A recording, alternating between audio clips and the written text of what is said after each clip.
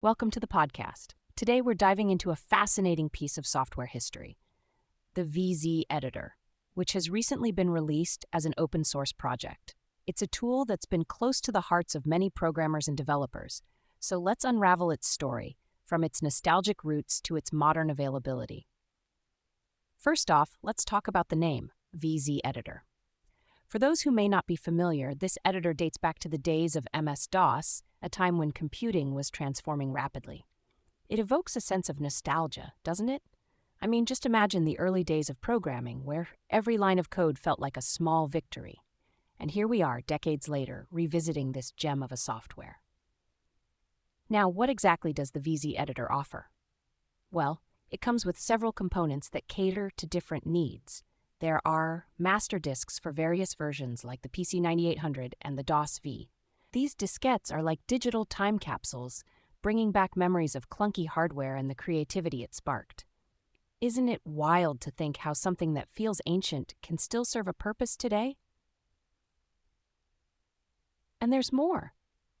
We also have source files available, which means anyone interested can dive into the nuts and bolts of the editor.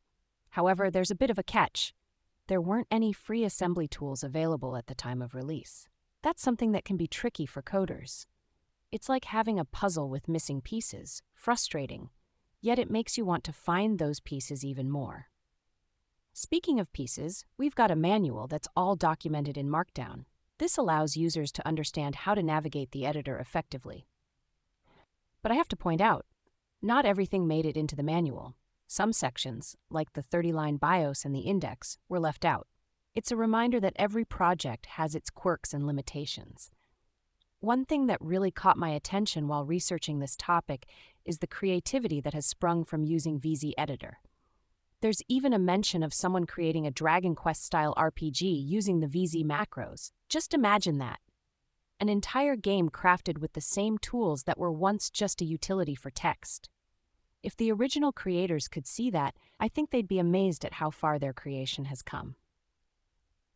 Now, let's chat a bit about the emulators. For those using the PC 9801, Nico Project 2 is the go-to emulator, while DOS-V users have DOS vcraftjp, which streamlines the process. It's incredible how emulators have become essential, allowing us to recapture those old experiences without needing the actual hardware. It transports you back in time, doesn't it? But let's switch gears here for a moment. While the VZEditor has been a massive collaborative effort, not all contributions are documented. Many macros were created by users who remain uncontacted, which is a bittersweet situation. It's a reminder of the community spirit that software like this fosters. Have you ever participated in a project where you wondered about the impact of your contributions? To wrap up, the VZEditor isn't just a tool. It's a bridge connecting past and present. It showcases how programming can evoke nostalgia while still being relevant today. With users continuing to explore its capabilities, who knows what new adventures await. So, whether you're a veteran coder or just starting your journey into programming, the VZEditor offers a look back at history and a pathway into future creativity. Now, before we sign off, I want to leave you with this thought. What nostalgic piece of software or technology has influenced you the most, and how did it shape your journey in the digital world?